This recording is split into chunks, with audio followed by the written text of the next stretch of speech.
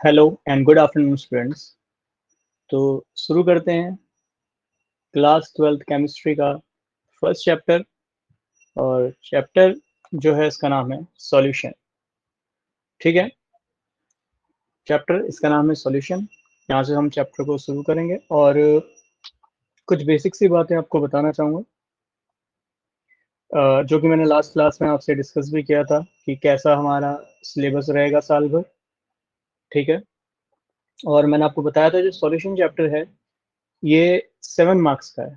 ठीक है, और अगर मैं सीबीएसई के न्यू सिलेबस के अकॉर्डिंग देखूं तो ये फर्स्ट चैप्टर है, जबकि एनसीईआरटी के अकॉर्डिंग ये सेकंड चैप्टर है। इसलिए जो यहाँ पे मैंने हेडिंग डाली है चैप्टर 2 डाली है। चैप्टर 2 इसीलिए है क्योंकि ऑब्वियस है ये एनसीईआरटी का चैप्टर 2 है, बट सीबीएसई के न्यू सिलेबस के अकॉर्डिंग यह चैप्टर नंबर 1 है। ठीक, चलिए तो हम पढ़ने तो जा रहे हैं सॉल्यूशन चैप्टर, बट आप देख रहे होंगे यहाँ पे मैंने मार्क किया हुआ है is matter around us pure, और ये भी चैप्टर नंबर 2 है। तो थोड़ा सा आप बैक जाइए और सोच के देखिए is matter around us pure ये आपने कहाँ पढ़ा था।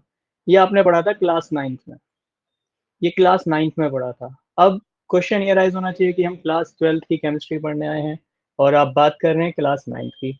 तो बच्चों मेरा पहले कभी सुना है क्या और से फैमिलियर है? तो यस, 9th में चैप्टर 2 पढ़ा है इज मैटर। इस चैप्टर आपने solution, what is a solution और उसकी डेफिनेशन आपने ऑलरेडी देखी है, देख सकते हैं। ये what is solution, homogeneous mixture, ये सब, ये जितना भी मैंने यहाँ कट कॉपी पेस्ट किया है ये सब क्लास 9th की एनसीईआरटी से कट कॉपी पेस्ट किया है। ठीक है ना, दैट मीन्स सॉल्यूशन से आप पहले ही फैमिलियर हो चुके हैं। बात करते हैं कि सॉल्यूशन हमने शुरुआत कैसे करी थी क्लास 9th में। तो पहले एक बेसिक्स लेता हूँ उसका, क्योंकि मैंने आपको बोला था कि जो भी चैप्टर हम पढ़ेंगे पहले उसका एक बेस स्ट्रॉन्ग करेंगे, और ऑब्वियस अगर हमारा बेस स्ट्रॉन्ग होता है तो चैप्टर पढ़ने में हमें आसानी रहती है। ठीक, तो is matter around us pure, अगर इस चैप्टर की बात करूं तो इसमें सबसे पहला टॉपिक ही यही है कि व्हाट आर प्योर सब्सटेंसेस। बच्चों प्योर सब्सटेंसेस क्या होते हैं? प्योर सब्सटेंसेस वे होते हैं जिसमें सिंगल टाइप का एटम होगा, single type of atom, ion, molecule, है ना, एटम होगा या फिर सिंगल टाइप का आयन होगा या सिंगल टाइप का मॉलिक्यूल होगा। ठीक, मतलब एक सिंगल टाइप की क्वांटिटी पूरे में एग्जिस्ट करनी चाहिए, तो ऐसे सब्सटेंस को हम प्योर सब्सटेंस बोलते हैं। हालांकि प्योर सब्सटेंस की डेफिनेशन अलग अलग हो सकती है, बट अगर आप बेसिक कंसेप्ट को समझें कि प्योर का मतलब है जिसमें केवल एक सिंगल टाइप का फॉर्म हो, चाहे आयन की फॉर्म हो चाहे वो मॉलिक्यूल की फॉर्म हो। एग्जाम्पल के तौर पे आप समझ सकते हैं, मान लीजिए एक आपके पास गैस सिलेंडर है और इस गैस सिलेंडर में केवल और केवल प्योर H2 मतलब हाइड्रोजन गैस भरी है। तो आप कहेंगे इसमें केवल हाइड्रोजन गैस भरी है, तो मैं कह सकता हूँ यस यह एक प्योर कंपोनेंट है, यस यह एक प्योर सब्सटेंस है। ठीक, बट मान लीजिए इसी गैस चैम्बर में मैं हाइड्रोजन के साथ ऑक्सीजन भी मिक्स कर दूं, तो मैं अपने मुंह से ही बोल रहा हूँ मिक्स करना है। दैट मीन्स अगर मैं मिक्स कर रहा हूं तो ये बन जाएगा मिक्सचर। क्या बन जाएगा बच्चों? इट इज अ मिक्सचर, यह एक मिक्सचर बन जाएगा। तो मिक्सचर कब बनता है? जब आप प्योर सब्सटेंसेस को, जब आप प्योर सब्सटेंसेस को आपस में मिला देते हैं तो आपको मिलता है मिक्सचर्स, है ना। जैसे फॉर एग्जांपल H2 और O2 मतलब हाइड्रोजन गैस, ऑक्सीजन को दोनों को आपस में मिला दिया तो बन गया मिक्सचर। ऐसे ही अगर आपसे पूछा जाए बच्चों एक बोतल है और इस बोतल में केवल H2O वाटर भरा है, तो मैंने आपको बताया एटम आयन मॉलिक्यूल अगर सिंगल फॉर्म में सिंगल टाइप में तो उसको कंसीडर करेंगे प्योर सब्सटेंस। तो क्या बन गया आपका मॉलिक्यूल, हाइड्रोजन और ऑक्सीजन केमिकली कंबाइन हो गए और वाटर दैट मींस H2O बन गया, और केवल अगर उस बोतल में H2O प्रेजेंट है तो मैं इसको प्योर कहूंगा, है ना। बट अगर मान लीजिए में इसी H2O में आपने क्या कर दिया, सॉल्ट मिक्स कर दिया। अब मैं मुंह से ही बोल रहा हूँ मिक्स कर दिया, that means salt plus water बन गया। तो जैसे ही आपने ये मिक्स करा सॉल्ट प्लस वाटर बना, तो आप देख पा रहे हैं एक मिक्सचर हो गया। क्या हो गया? मिक्सचर हो गया। ठीक है, तो आई थिंक प्योर सब्सटेंस और मिक्सचर का अंतर आपको समझ में आया। मैं इसमें ज्यादा डीप में तो नहीं जाऊंगा क्योंकि ऑब्वियस है मुझे इस चैप्टर के लिए बेस पढ़ना है, बट अगर आपको यह चैप्टर क्लास 9 का और डीप में पढ़ना है तो क्लास 9 की क्लासेस में आप इसको अलग से पढ़ सकते हैं। ठीक है, तो जो क्लास 12 का सब्सक्रिप्शन जो बच्चे ले चुके हैं, ऑब्वियस है उन्हें क्लास 9 का, क्लास 10 का, क्लास 11 का सब्सक्रिप्शन हमेशा के लिए, मतलब हमेशा का मतलब इस पूरे सेशन के लिए उनको भी देखने को मिलेगा। अगर आपको कोई और बेसिक्स अपने क्लियर करने हैं तो आप उन क्लासेस के बेसिक्स भी क्लियर कर सकते हैं। तो बच्चों यहाँ से मिक्सचर दो टाइप के बनते हैं, एक बनता है होमोजीनस, एक बनता है होमोजीनस मिक्सचर, और दूसरे टाइप का जो मिक्सचर बनता है बच्चों, it is the heterogeneous mixture. दिखाई देते हैं, एक दिखाई देता है होमोजीनस, हेट्रोजीनस। अच्छा, व्हाट इज होमोजीनस? तो बच्चों ये होमो का मतलब, होमो मतलब ही होता है सेम, होमो मतलब ही होता है सेम, जैसे वी आर होमो सैपियंस, कुछ फीचर्स हमारे सेम हैं। तो ऐसे ही होमोजीनस, होमोजीनस का मतलब जिनका सेम कंपोनेंट होगा, दैट मीन्स वो सेम दिखाई देंगे। अगर मैं एनसीईआरटी की टर्म में लेके चलूं तो वहां पे लिखा रहता है यूनिफॉर्म थ्रू आउट, ये वर्ड लिखा रहता है यूनिफॉर्म थ्रू आउट, मतलब पूरे में एक जैसा अगर आपको दिखाई देगा तो वो होमोजीनस कहलाया जाएगा। अगर वो नॉन यूनिफॉर्म होगा, नॉन यूनिफॉर्म होगा तो वो हेट्रोजीनस कहलाया जाएगा। तो आप ऐसे ही पहचान सकते हैं कि जैसे हम स्कूल में जाते हैं, हम देखते हैं सारे बच्चे यूनिफॉर्म में रहते हैं तो एक जैसे दिखाई देते हैं, है ना। तो homogeneous generally they are seen by the uniform, uniform से वो एक जैसे दिखाई देते हैं, हाँ भाई ये एक ही स्कूल के हैं, ठीक। और हेट्रोजीनस आप समझ सकते हैं डिफरेंट स्कूल के स्टूडेंट से, ठीक। तो इसको और अच्छे समझने के लिए आप समझिए जैसे सॉरी सॉल्ट है और इसमें मैं ऐड कर दूं वाटर, तो आप जानते हैं अगर सॉल्ट में सॉरी वाटर ऐड हो जाए तो आप जानते हैं कि भाई वाटर है, वाटर एक लिक्विड है, आपने पढ़ा है क्लास 9th में, क्लास 9 के कुछ कंसेप्ट और लेके चलता हूं, ठीक। आपने पढ़ा है कि जो वाटर है ये एक लिक्विड है, वाटर इज अ लिक्विड, कोई नई बात नहीं बताई, आप जानते हैं water is a liquid. But basic बात क्या है कि लिक्विड जो होता है उसके पार्टिकल के बीच में स्पेस होता है।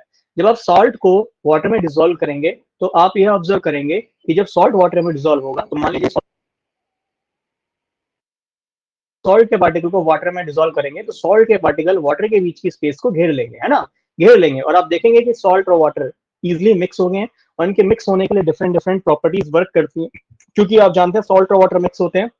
इसके लिए हमने बेसिक क्लास 11th में पढ़ा था कि सॉल्ट और वाटर मिक्स करते हैं because both are polar, polar होते हैं। खैर इस कंसेप्ट को मैं कभी बाद में आपको फिर पढ़ाऊंगा, इस चैप्टर में ही लेटर में आपको पढ़ाऊंगा कि पोलर और नॉन पोलर क्या होते हैं। बट फिलहाल के लिए आप सभी जानते हैं कि सॉल्ट वाटर में इजिली डिसॉल्व हो जाता है ना। और जब सॉल्ट को वाटर में डिसॉल्व करते हैं तो चाहे ग्लास के टॉप से देखिए, चाहे बॉटम से देखिए, चाहे सेंटर से देखिए, आप ऑब्जर्व करेंगे कि जो वाटर का ग्लास है वो आपको एक जैसा दिखाई देगा, है ना। बट इसको और अच्छे से क्लैरिफाई करने के लिए मैं आपको हेट्रोजीनस समझाता हूँ। हेट्रोजीनस में इसका एग्जांपल सबसे बेस्ट हो सकता है सैंड प्लस वाटर। बच्चों जब आप रेत को पानी में घुलते हैं तो आप की जो पानी है और रेत है आपको डिफरेंट या सेपरेबल बाउंड्रीज पिक्चर है, इसको डिफाइन कर सकते हैं। यहाँ पे आपको सेपरेट दिखाई देंगी, सेपरेट बाउंड्री। चलिए बाउंड्री से आप कुछ और एग्जांपल को याद करने की कोशिश कीजिए। हाँ जी, सेपरेट बाउंड्री से कुछ और एग्जांपल को याद करने की कोशिश कीजिए। तो आप ऑब्जर्व करेंगे कि सेपरेट बाउंड्री से, एक मिनट दीजिएगा, सेपरेट बाउंड्री से आप एग्जांपल याद कर सकते हो ऑयल और वाटर का।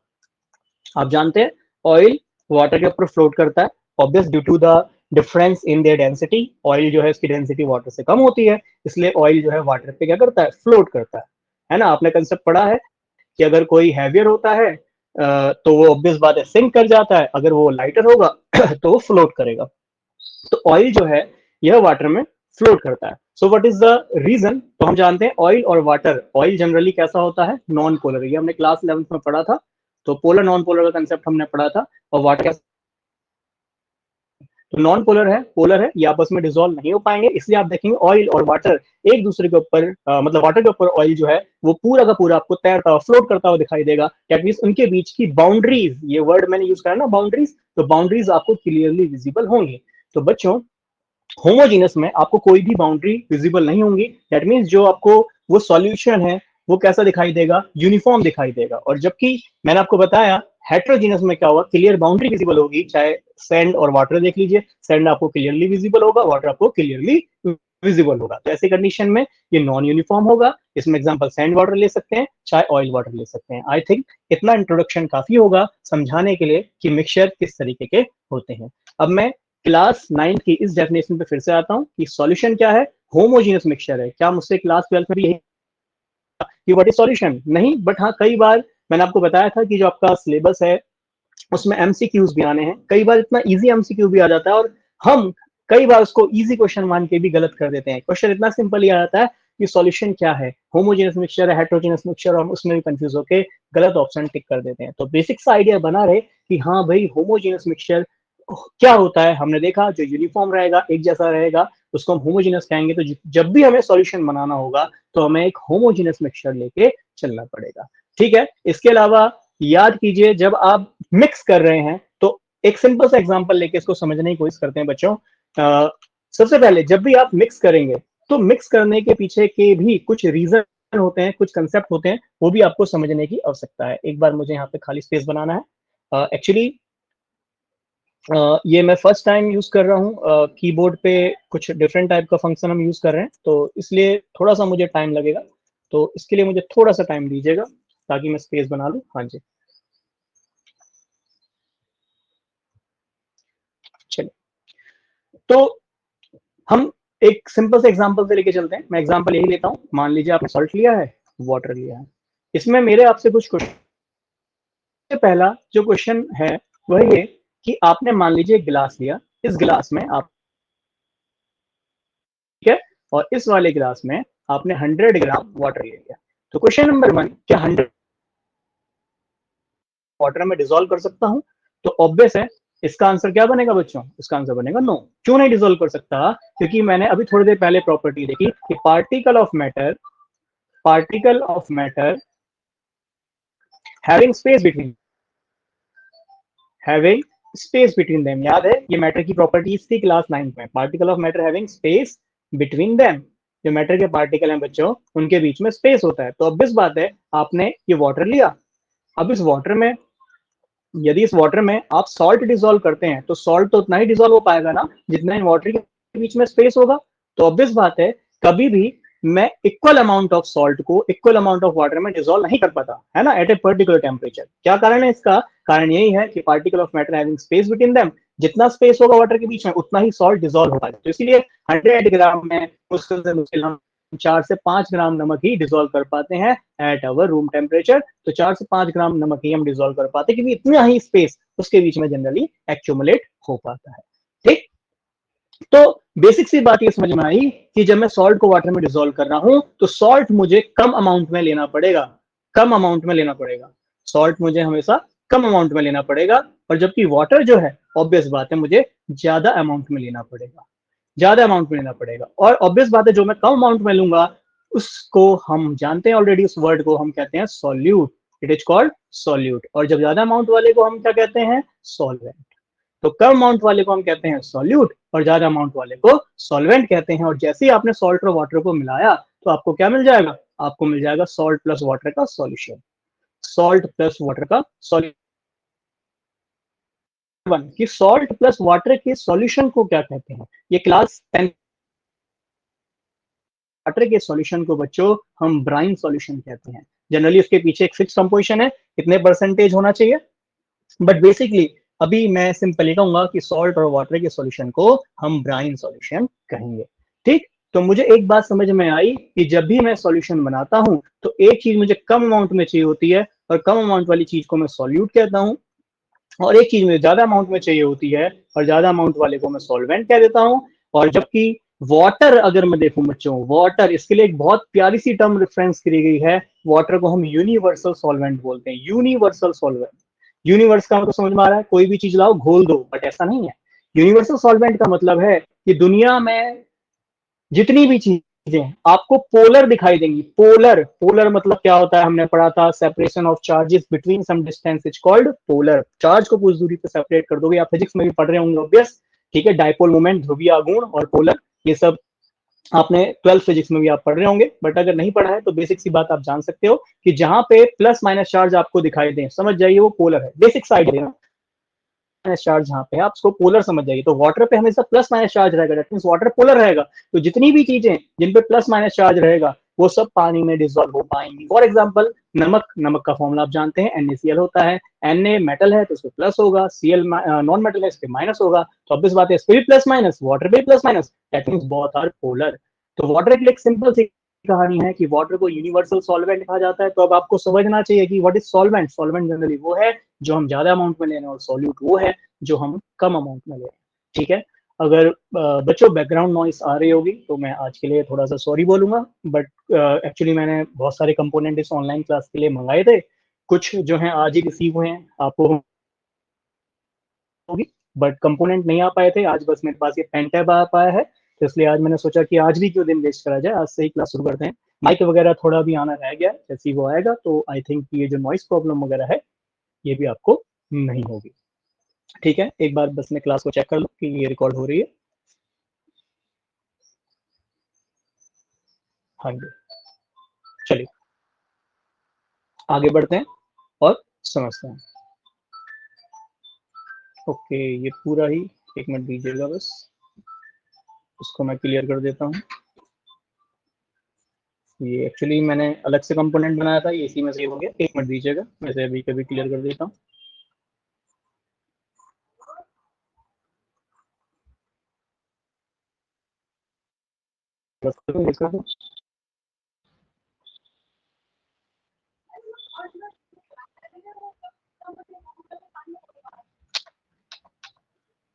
चलिए, तो क्लास को आगे बढ़ाते हैं।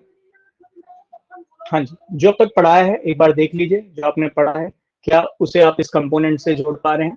तो देखिए जरा इधर कि लार्जर अमाउंट वाला, जो लार्जर अमाउंट वाला है बच्चों, लार्जर अमाउंट वाला है उसको हम सॉल्वेंट कह रहे हैं, और कम अमाउंट वाला सॉल्यूट कह रहे हैं।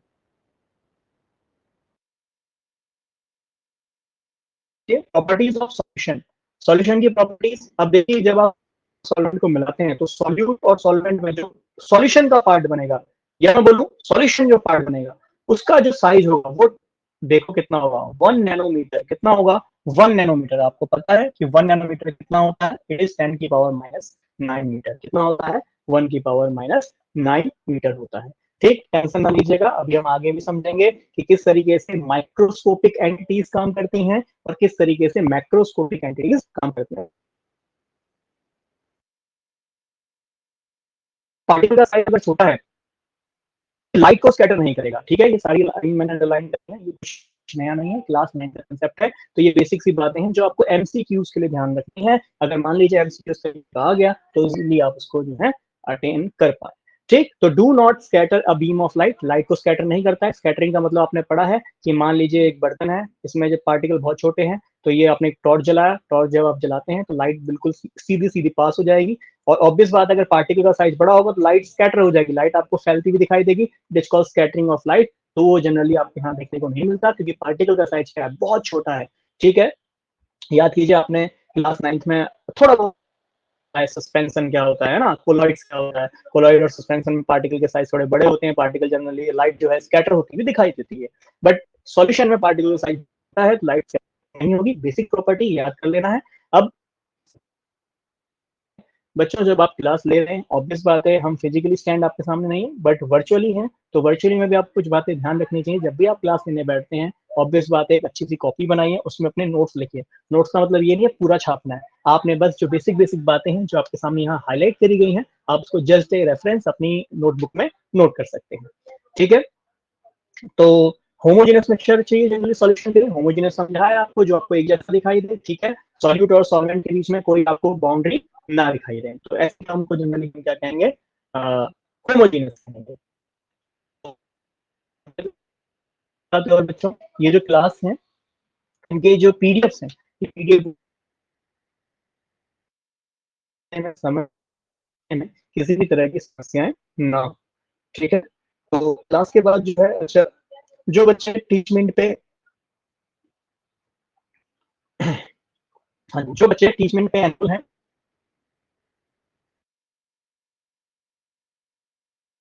वहाँ पे नोट्स का ऑप्शन होगा, नोट्स के क्लास के बाद ही मैं आपको प्रोवाइड करा दूंगा। फिर आप अपने सेल्फ नोट बनाइए, क्योंकि हम जब अप्लाई करें तो क्वेश्चन अगर आपको में सॉल्व हैं तो ऑब्वियस है जब आप उसको रिकैप करेंगे तो आपको इजीली समझने में आसानी होगी। बट फिर भी अच्छा एक चीज और, हम लाइव क्लास ले रहे हैं। लाइव क्लास का बेनिफिट तो यह है कि भाई आप लाइव क्लास तो देखेंगे, ऑब्वियस लाइव क्लास आपको अटेंड करनी चाहिए, उसी के टाइम पे आपको इसको अटेंड करना चाहिए। बट अगर आप किसी कारणवश मान लीजिए, कई बार ऑब्वियस बात है हमें कहीं जाना होता है, तो उसका बेनिफिट ये है कि आप उसका रिकॉर्डेड भी आपको मिल जाएगा, ठीक है, और रिकॉर्डेड आप जो है कभी भी किसी समय देख सकते हैं, ठीक। बट कोशिश कीजिए लाइव ही ज्वाइन होने का, क्योंकि उससे जनरली डिसिप्लिन बना रहता है कि हाँ भाई हमारी क्लास इस टाइम पे है, तो ऑब्वियस बात है हमें इस टाइम पे जो है उसका डाटा जितना भी है वो हम उसको नोट डाउन कर लेंगे, ठीक। चलिए आगे बढ़ते हैं। अब हम देखते हैं बच्चों टाइप्स ऑफ सॉल्यूशन। सॉल्यूशन के कितने टाइप हो सकते हैं। तो टाइप्स ऑफ सॉल्यूशन को समझने के लिए आपको जनरली अगर एनसीईआरटी के अकॉर्डिंग में चलूं, तो एनसीईआरटी में केवल एक ही टाइप दिया है जो कि आपको यहाँ दिख पा रहा है। ये मैंने जो डाटा है ये एनसीईआरटी से ही क्रॉप करके यहाँ पे डाला है, ठीक है। हालांकि छोटी मोटे तरीके से मैं बोलूँ कौन कौन ने एनसीईआरटी ने कहीं ना कहीं डिफरेंट टाइप के सॉल्यूशन की बात की है, बट मैंने उसको कंपाइल करके एक ही जगह पे आपको बताने की कोशिश करूंगा, ताकि आपके जो आइडियाज हों वो अच्छे से डेवलप हो पाए कि सॉल्यूशन के कितने टाइप हमें देखने को मिलते हैं। बट आगे बढ़ने से पहले थोड़ा सा एक रिवीजन देखते हैं। Types of solution. सॉल्यूशन क्या होता है आपने देखा अभी तक, एक होमोजेनस मिक्सचर होता है जिसमें सॉल्यूट होता है और सॉल्वेंट होता है। सॉल्यूट कौन होगा जल्दी से बोलो, कम अमाउंट वाला। कम अमाउंट वाले को क्या कहेंगे, सॉल्यूट कहेंगे। और ज्यादा अमाउंट वाले को क्या कहेंगे, सॉल्वेंट कहेंगे, ठीक है। और जैसे ही सॉल्यूट सॉल्वेंट को मिलाते हैं तो उसको हम बोलते हैं सॉल्यूशन। अच्छा, एनसीईआरटी में कुछ टर्म्स और दिए हैं, उसको भी हम थोड़ा सा ध्यान में रखते हैं। सॉल्यूशन जो आप, और बाइनरी वर्ड आपने यहाँ भी पढ़ा हुआ है, कंप्यूटर में बाइनरी को प्रेजेंट करते हैं, है ना। बाइनरी का मतलब है कि जो आप उसमें दो ही कंपोनेंट होंगे, कंपोनेंट कंपोनेंट टू, और वन कंपोनेंट को सॉल्यूट से प्रेजेंट करेंगे और कम अमाउंट वाला, और दूसरा वाला हम कहेंगे सॉल्वेंट। सॉल्यूट सॉल्वेंट को मिला देते हैं तो दैट मींस सॉल्यूट। मतलब यहाँ पे दो कंपोनेंट्स, इसमें एक होगा सॉल्यूट और दूसरा सॉल्वेंट। तो सॉल्यूट जनरली कम अमाउंट वाला होगा और सॉल्वेंट जनरली ज्यादा अमाउंट वाला होगा, ठीक है।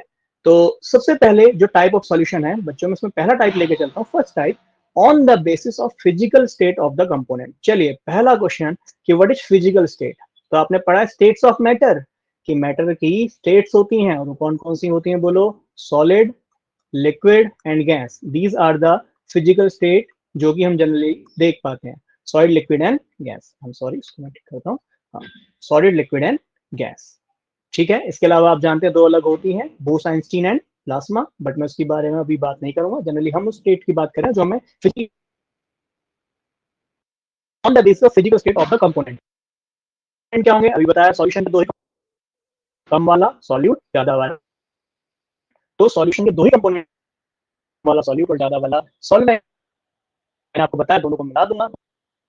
तो पहला टाइप हम सॉल्यूशन का पढ़ रहे हैं, फिजिकल स्टेट पे डिपेंड कर रहा है कि वो भाई सॉलिड है, गैस है। तो बच्चों यहाँ पे एनसीईआरटी की ये क्यों इंपॉर्टेंट है, डायरेक्ट आपको न्यूमेरिकल या फिर क्वेश्चन दिख जाता है। कैसा क्वेश्चन आएगा, एक ऐसा सॉल्यूशन जो कि गैस, मतलब उसमें सॉल्यूट भी गैस और सॉल्वेंट। बच्चों जरा सोच के बताओ कि जिसमें सॉल्यूट और सॉल्वेंट, ऐसे कौन से एग्जांपल हो सकते हैं। तो यस, सामने एग्जांपल लिखा है, mixture of oxygen nitrogen gas. चलिए आते हैं जरा एटमोस्फेरिक गैस पे। एटमोस्फेरिक गैस पे, एटमोस्फेयर में प्रेजेंट होने वाली गैस, तो आप जानते हैं सबसे ज्यादा कौन प्रेजेंट होती है, नाइट्रोजन। कितना होता है, 78%, है ना। इसके बाद होता है ऑक्सीजन, लगभग 21%। और इसके बाद देखा जाए तो अदर गैसेस होती हैं, अदर गैसेस होती हैं बोलो कितना, 1%। तो बच्चों खैर मैंने आपको बताया कि जो एनसीईआरटी के अकॉर्डिंग हमें सॉल्यूशन चैप्टर पढ़ना है, ये दो ही कंपोनेंट के लिए पढ़ना है ना। एक वो कंपोनेंट जो कम अमाउंट वाला होगा और एक जो कंपोनेंट ज्यादा अमाउंट वाला होगा। चलिए बताइए N2 और O2, O2 कितना परसेंट है, 21% है। मुझे लगता है ज्यादा खिचड़ी बन चुकी है, थोड़ा सा मैं इसको क्लियर करके लिख देता हूँ, एक मिनट दीजिएगा बस।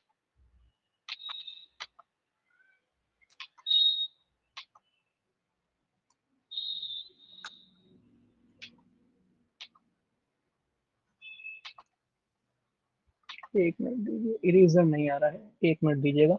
एक्चुअली फर्स्ट टाइम यूज कर रहा हूँ, थोड़ा सा मुझे दिक्कत आएगी शुरू में इसको समझने में, और अगर ये मुझे एक बार समझ में आ गया फिर इसमें दिक्कत नहीं होगी। थोड़ा सा क्लास वजह से स्लो डाउन हो रही है, पढ़ते में आप जो है एग्जाम्पल एक बार गौर कीजिए, ठीक है।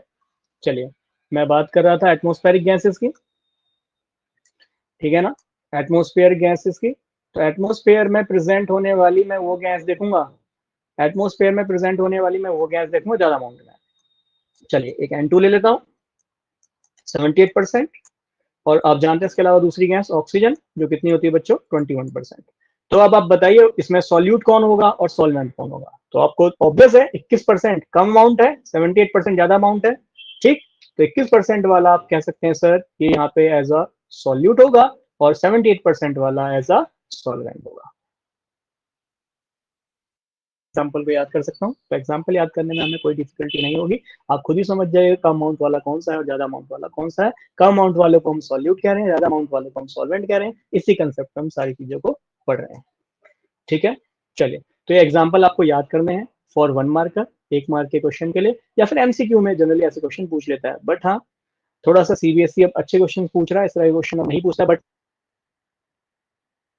आपको नहीं पढ़ना है, टॉपिक है उसको रिवाइज करना है, ये आप ध्यान रखिएगा। अच्छा अब नोट्स कैसे बनाऊंगा, तो नोट्स बनाने के लिए आपको इसमें ज्यादा मशक्कत नहीं करनी है। बस क्या करना है, आपको क्या लिखना है, हेडिंग डाल दीजिएगा टाइप ऑफ सॉल्यूशन, वही on the basis of physical state of component. इसमें फर्स्ट, इसमें भी ए टाइप डाल के आप लिखेंगे गैसियस सॉल्यूशन, जैसा कि यहाँ लिखा है, जैसा कि यहाँ लिखा है, बस के सामने ऐसे करके लिख दीजिएगा गैस इन गैस या फिर गैस प्लस गैस। और समझ जाइएगा पहला वाला 1 लिख रहे हैं, सेकंड वाले को 2 लिख रहे हैं, और 1 वाले को मैं हमेशा रिप्रेजेंट करूंगा बच्चों सॉल्यूट के लिए, 1 रिप्रेजेंट करूंगा हमेशा सॉल्यूट के लिए, और 2 रिप्रेजेंट करूंगा हमेशा सॉल्वेंट के लिए। ये चीज ध्यान रखिएगा, ठीक है। फिर से रिवाइज करा देता हूँ कैसे के नोट्स बनने चाहिए। आपको बस गैसेस सॉल्यूशन लिखना है और उसमें लिख देना है गैस प्लस गैस, और उसके सामने उसका एग्जांपल एग्जांपल लिख के आप उसको याद करने की कोशिश कीजिएगा। 2 से 3 बार आप उसको पढ़ेंगे, आपको इजिली एग्जांपल लर्न हो जाएंगे, ठीक है। नेक्स्ट देखते हैं liquid in gas. Liquid in gas, चलिए लिक्विड क्या है आपका, सॉल्यूट कम अमाउंट वाला हो गया, गैस मतलब ज्यादा अमाउंट की गैस में उसके बहुत सारे एग्जाम्पल हैं, चाहे chloroform mix with nitrogen gas इसमें आप बहुत एग्जाम्पल याद कर सकते हो बच्चों। वाटर मॉलिक्यूल है, वाटर मॉलिक्यूल है, और ये भी ऑब्वियस बात है एयर में प्रेजेंट रहता है, ये भी इसका एग्जाम्पल हो सकता है, ठीक है ना। इसके बाद camper in nitrogen gas, camper obvious बात है किसका एग्जाम्पल है, सॉलिड इन गैस। तो आपको पता है कपूर जो कैंपर होता है ये व्हाइट कलर का सॉलिड क्रिस्टलाइन होता है ना व्हाइट कलर का क्रिस्टलाइन सॉलिड होता है, और इस सॉलिड को जब गैस में मिक्स कर देंगे तो ये एग्जांपल बन जाएगा गैसेस सॉल्यूशन, और उसमें ये एग्जांपल बन जाएगा सॉलिड एंड गैस का। ऐसे लिक्विड सॉल्यूशन, मतलब लिक्विड सॉल्यूशन का मतलब ये है, देखो जब गैस सॉल्वेंट गैस होगा तो लिक्विड सॉल्यूशन पास जो सॉल्वेंट लिक्विड होगा, और सॉलिड सॉल्यूशन है तो हमारे पास जितने भी कंपोनेंट है वो सारे क्या होंगे, सॉलिड होंगे, ठीक है। तो इतनी बात आपको समझ में आएगी। जल्दी इनके एग्जांपल देख लेते हैं। गैस एंड लिक्विड का एग्जांपल है ऑक्सीजन, ऑब्वियस है गैस डिसॉल्व इन वाटर। आपको पता है एक्वेटिक एनिमल को भी सर्वाइव के लिए हमेशा ऑक्सीजन चाहिए होता है ना, aquatic animal live with oxygen gas, उनको भी ऑक्सीजन गैस चाहिए होता है। और आपको पता ही है हमारे पास लंग्स हैं, उनके पास गिल्स हैं, उनके गिल्स में ऑब्वियस बात है ऑक्सीजन गैस जाती है जिससे वो अपनी रेस्पिरेशन प्रोसेस को आगे बढ़ाते हैं। तो ऑब्वियस बात है उनको भी डिसॉल्व ऑक्सीजन चाहिए वाटर में। इसके बाद लिक्विड लिक्विड आप जानते हैं ऑब्वियस है इथेनॉल इन वाटर, ये तो सबने जनरली एग्जांपल पार्टी सार्टी में होते हुए देखे हैं, है ना, इथेनॉल इन वाटर वाला। नेक्स्ट ग्लूकोज, ग्लूकोज जनरली आप जानते हैं, आपने देखा है ग्लूकोज कैसे छोटे छोटे क्रिस्टल होते हैं, सॉलिड क्रिस्टल होते हैं व्हाइट कलर के, उसको आप वाटर में डिसॉल्व कर लीजिए, ग्लूकोन डी वगैरह आपने देखे हैं दुनिया भर के, तो वो भी इसका एक एग्जांपल देखने को मिलेगा। आते हैं अब की देखो सॉल्वेंट, भाई सॉलिड सॉल्वेंट चाहिए है ना, तो गैस इन सॉलिड। अच्छा इसमें सबसे बेस्ट एग्जांपल है हाइड्रोजन पैलेडियम। अगर इस बार सिलेबस आपका रिड्यूस ना हुआ होता तो हम पढ़ते सरफेस केमिस्ट्री, सरफेस केमिस्ट्री, तो ये चैप्टर नंबर 5 की बात कर रहा है बच्चों। ये एग्जांपल गैस जिसमें आपका सॉल्यूट है और सॉल्वेंट आपका सॉलिड है, इसमें जो एग्जांपल है या मैं बोलूँ जो एग्जांपल है आपका सरफेस केमिस्ट्री चैप्टर 5 की बात कर रहा है। इसमें क्या होता है जनरली जो पैलेडियम वगैरह है इनका सरफेस एरिया ज्यादा होता है, जिसकी वजह से इसके सरफेस पे हाइड्रोजन गैस आके चिपक जाती है, चिपक जाती है, और कई बार तो इनसे रिएक्शन भी कर लेती है, रिएक्शन भी कर लेती है। तो डेट मीन्स मैं कह सकता हूँ यहाँ पे सॉल्यूट और सॉल्वेंट आपस में एक तरीके से डिसॉल्व हो गए, तो इसीलिए यहाँ पे जो सॉल्यूशन बना उसको मैं कहूंगा सॉलिड सॉल्यूशन। इसका एग्जाम्पल बन गया सॉलिड सॉल्यूशन का, सॉलिड सॉल्यूशन का, ठीक है। चलिए इसके बाद next liquid in solid, liquid in solid का सबसे बेस्ट एग्जांपल है लिक्विड। अच्छा बताइए कौन सा मेटल लिक्विड फॉर्म में होता है, तो आपको सिंपल पता है कि सर मरकरी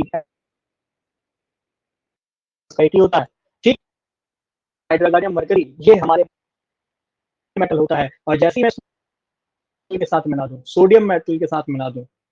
अब एक बहुत प्यारा क्वेश्चन है जो हमसे यहाँ पूछा जाता है हमारे कॉम्पिटिटिव एग्जाम में, कॉम्पिटिटिव एग्जाम कौन से, जो सरकारी नौकरी वाले होते हैं ना, इसमें जनरली क्वेश्चन पूछा जाता है कि भाई जो मरकरी है, मरकरी है, ये मरकरी, ये जो मरकरी है ये जनरली जब किसी भी मेटल के साथ डिसॉल्व किया जाता है, अब जो सॉल्यूशन बनता है, सॉल्यूशन का नाम क्या होता है? तो सबसे पहली बात तो ये ध्यान रखना है, एमलगम, है ना? Not bubble gum, it is amalgam. तो यहाँ पे वर्ड दिया भी है एमलगम। एमलगम वर्ड जब भी आता है तो दिमाग में सबसे पहले यही आना चाहिए, सर हम बात कर रहे हैं मरकरी की। किसकी बात कर रहे हैं? मरकरी की। तो ये इसे हम सोडा एमलगम भी कहते हैं, ठीक है। ये रिएक्शन में यूज होता है, जनरली हम ऑर्गेनिक रिएक्शन देखेंगे उसमें भी हम पढ़ेंगे। ऐसे जिंक एमलगम, जेड क्लीमेंसन रिडक्शन पढ़ेंगे, उसमें भी हम जिंक एच का रोल देखेंगे कि जिंक एच का वहां पे क्या रोल है। तो आप जो एग्जांपल देखेंगे ये होगा liquid and solid, that means वो लिक्विड कम अमाउंट में है और सॉलिड ज्यादा अमाउंट में है, ठीक। इसके बाद नेक्स्ट आगे आते हैं सॉलिड इन सॉलिड। अच्छा, सॉलिड इन सॉलिड के तो दुनिया भर के एग्जांपल आपने देखे हैं, copper dissolved in gold.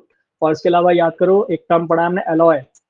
Alloy आपने देखा है, जब मेटल को आपस में मिला दिया जाता है in a definite ratio, it is called alloy, है ना, उसको हम एलॉय कहते हैं। तो ये कॉपर डिसॉल्व इन गोल्ड, बताइए क्यों कॉपर को गोल्ड में डिसॉल्व करा जाता है? तो आपने पढ़ा होगा क्लास 10th में, हार्डनेस बढ़ाने के लिए, हार्डनेस, क्योंकि आपने पढ़ा है प्योर गोल्ड जो होता है 24 कैरेट का है ना, 24 कैरेट का जो प्योर गोल्ड होता है वो बहुत ही सॉफ्ट होता है, सॉफ्ट होता है, इतना सॉफ्ट होता है कि आप हाथ से पिचकाएंगे हाथ से पिचक जाएगा। दैट मींस ऑब्वियस बात है, जो उसमें अच्छे से नकाशी की गई होगी वो खराब हो जाएगी। तो उसको हार्ड बनाने के लिए हम 24 कैरेट गोल्ड में क्या करते हैं, generally two parts two parts generally हम उसको 22 कैरेट का बना देते हैं ना, 22 कैरेट्स का, 22 कैरेट्स का बना देते हैं। और उसमें टू पार्ट क्या कर देंगे, या तो कॉपर डिसॉल्व कर देंगे, या कॉपर डिसॉल्व कर देंगे, या फिर हम कई बार सिल्वर, एजी, अर्जेंटियम, ये भी डिसॉल्व कर देते हैं, ठीक है। तो आई थिंक एग्जाम्पल आपको याद हो गए होंगे। एग्जाम्पल याद करने के लिए आपको daily daily example, day to day life में जो एग्जाम्पल्स हो सकते हैं उस बेसिस पे आपको याद करने की कोशिश करी गई है, ताकि आपको जो है कर देता हूँ, ठीक है, क्योंकि आपको जो है प्रॉपर नोट्स अच्छा ये आपको दिखाई देगा किस तरीके से नोट्स आपको लिखने हैं। केवल आपको लिखना है कैसे सॉल्यूशन, सॉल्यूशन का मतलब तुरंत दिमाग में आपके क्लिक होना चाहिए कि गैस क्या है, जो ज्यादा अमाउंट वाला है वो गैस है। लिक्विड सॉल्यूशन जो ज्यादा अमाउंट वाला है वो क्या है, लिक्विड है। ऐसी सॉलिड सॉल्यूशन ज्यादा अमाउंट वाला क्या है, सॉलिड है। ज्यादा अमाउंट मतलब सॉल्यूट क्या है, सॉलिड है। बस मैं फिर एक एक एग्जांपल सॉलिड वाला लिख लीजिए सॉलिड के साथ, लिक्विड वाला लिखिए सॉलिड के साथ, गैस वाला लिखिए सॉलिड के साथ। आई थिंक ये एग्जांपल्स आपको याद हो गए होंगे। फिर भी कोई समस्या है आप उसको चैट में लिख दीजिएगा, क्लास के बाद मैं आपकी चैट दोबारा से पढ़ के आपके क्वेश्चन के आंसर फिर से दूंगा, ठीक है। अच्छा, अब देखो हमने बच्चों सिलेबस जो अपना बनाया है वो इस तरीके से बनाया है ताकि हम जो टॉपिक पढ़ें केवल टॉपिक ही ना पढ़ते रह जाएं, टॉपिक पे क्वेश्चंस भी हम अप्लाई कर पाए, ठीक है। तो हम कोशिश करेंगे एक टॉपिक कंप्लीट करते ही एनसीईआरटी के questions, previous year questions, plus NEET JEE में जो क्वेश्चन आए हैं, क्योंकि मैं जानता हूँ कुछ बच्चे नीट जेई की तैयारी कर रहे हैं, वो भी पीछे ना रहें, इसलिए हम नीट जेई के जो भी क्वेश्चन बनेंगे, चाहे जेई के आपके मेंस के हो, चाहे वो एडवांस ओरिएंटेड क्वेश्चन हो, उनको भी हम करने की कोशिश करेंगे, है ना। थोड़ा सा अपनी ये क्लासेस में जो है इतना बेनिफिट तो रहता है कि हम किसी भी तरह के क्वेश्चन को, चाहे वो नीट है, जेई है, या एडवांस लेवल का क्वेश्चन है, उसको हम कराने की कोशिश करें ताकि आपको टॉपिक को पूरा अच्छे से थॉरो जाने में आसानी है, ठीक है। चलिए, तो यहाँ पे ये एनसीईआरटी का ही क्वेश्चन है, ठीक है, एक्सरसाइज का, एक्सरसाइज 2.2 आप उसको घर से करेंगे भी।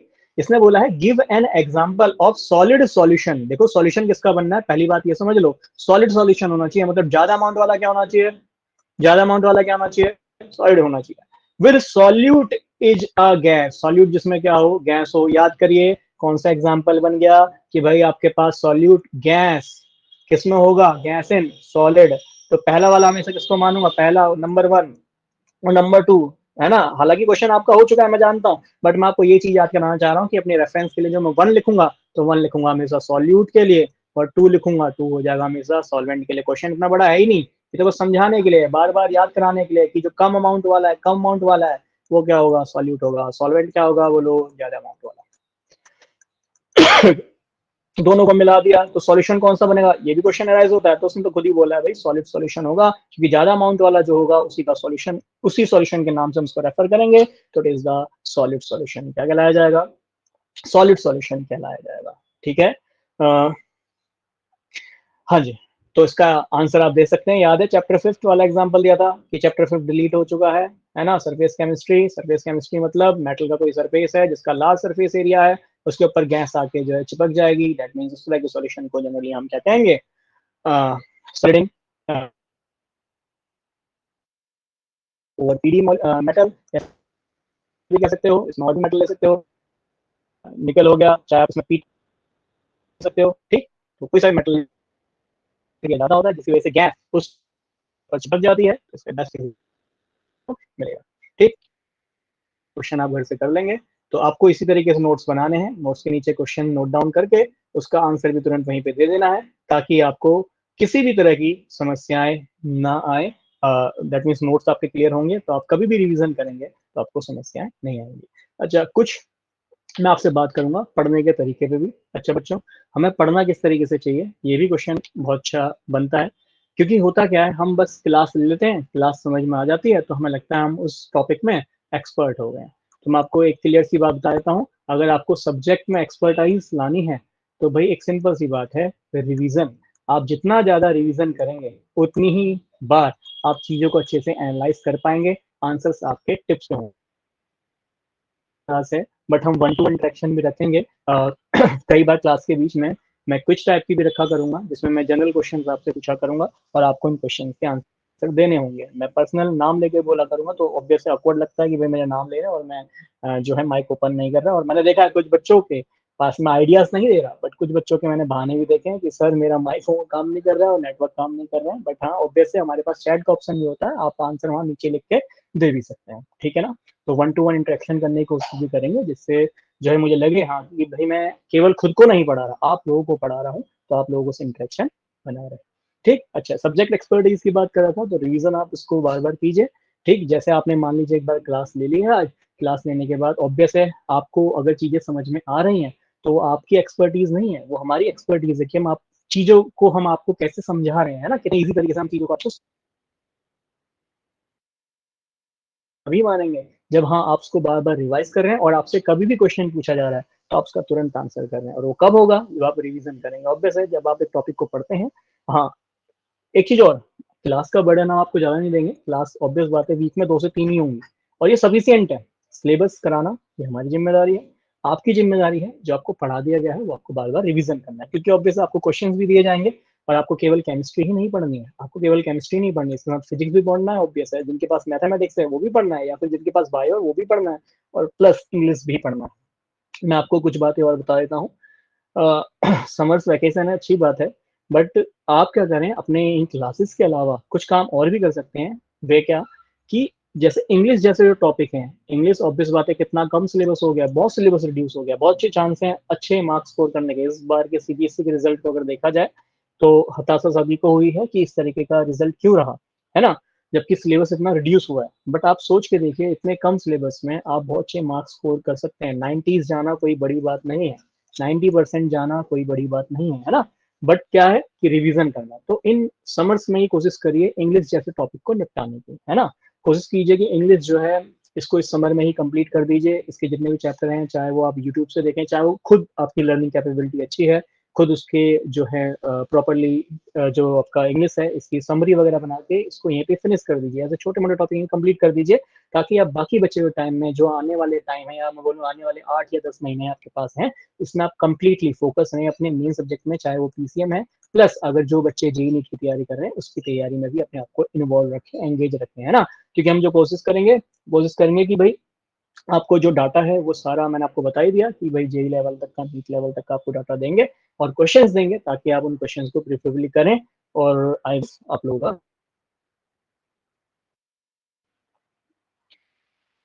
तो बार बार यही कहा, रिवाइज करिए, जितना ज्यादा उतना ही बेस्ट रहेगा। तो आप लंबे समय तक एनालाइज करेंगे। टाइम की बात होती है बच्चों, एक बार रिवीजन करना हम शुरू करते हैं, कंसेप्ट क्लियरिटी हमारे लंबे समय तक रहती है। ठीक, चलिए, आई थिंक ये क्वेश्चन आप घर से करेंगे। आगे बढ़ते हैं। मैंने पढ़ा टाइप्स ऑफ सॉल्यूशन, इसमें पहला टाइप पढ़ा कि फिजिकल स्टेट के बेसिस पे कैसे हम सॉल्यूशन को बताते हैं। फिजिकल स्टेट के बेसिस पे मतलब हमने देखा कि सॉलिड है सॉल्यूशन, लिक्विड है सॉल्यूशन, या फिर गैस है हमारा सॉल्यूशन। अब दूसरा टाइप जो मैं यहाँ पे आपको बताऊंगा, मैं एक ही जगह पे ये सारी चीजें आपको बता देता हूँ। दूसरा टाइप है डिसोल्यूशन, डिसोल्यूशन ऑफ सॉल्यूट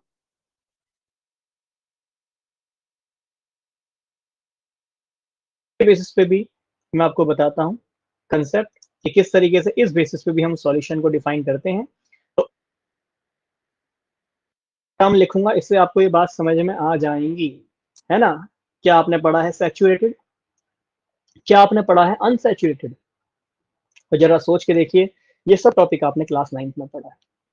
ये सब आपने क्लास 9th में पढ़ा है कि सैचुरेटेड क्या होता है और अनसैचुरेटेड क्या होता है, संतृप्त और असंतृप्त क्या होते हैं, ये सब आपने क्लास 9th में पढ़ा है।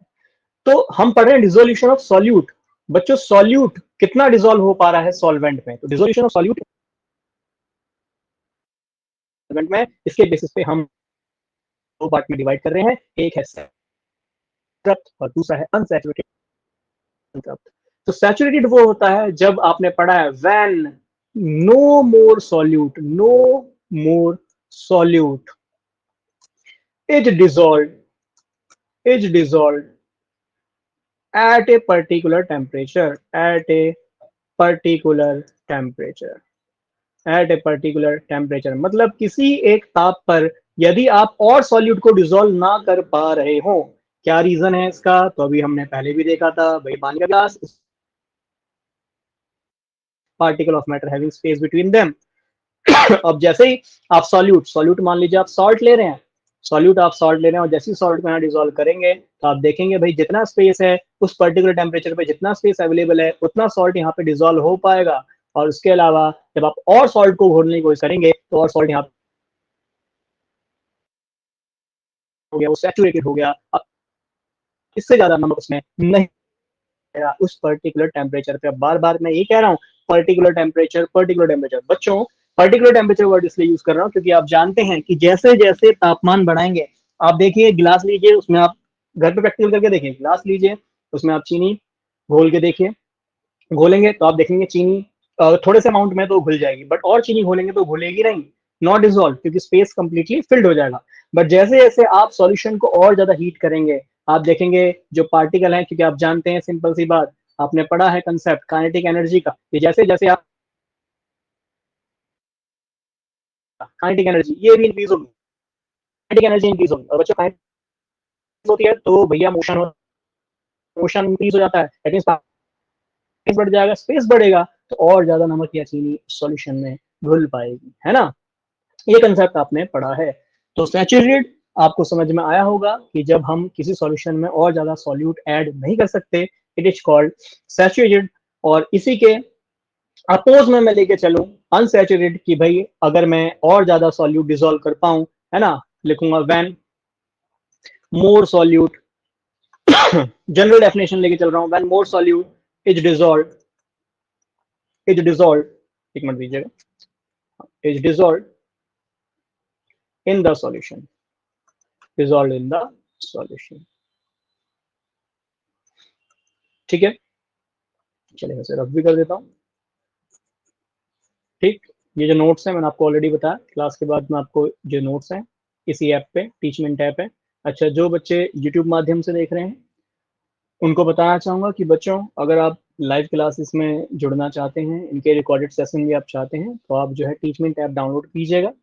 टीचमेंट ऐप डाउनलोड करने के बाद आपसे एज अ स्टूडेंट आप लॉगिन हो जाएंगे, उसके बाद क्लासरूम आईडी मांगेगा। क्लासरूम आईडी जो है मैं नीचे आपको डिस्क्रिप्शन में दे दूंगा, आप क्लासरूम आईडी डालकर जो है लॉगिन हो सकते हैं। और काफ़ी अफोर्डेबल प्राइस पे जनरली हमने कोशिश करी है ये बैच रखने की, तो आप देखेंगे बहुत ही अच्छी, बहुत ही कम अमाउंट की फीस आपसे ली जा रही है, ठीक है।